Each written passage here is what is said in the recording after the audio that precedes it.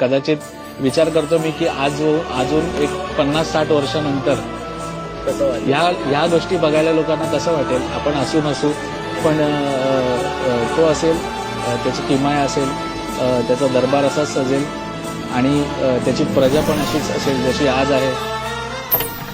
तुझ्या मानसाचा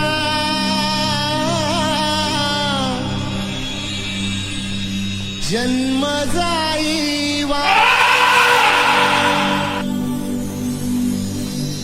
ए देवा दिली हाक उद्धार कराया आबाची छाया तुझी समुद्राची माया मोरया मोरया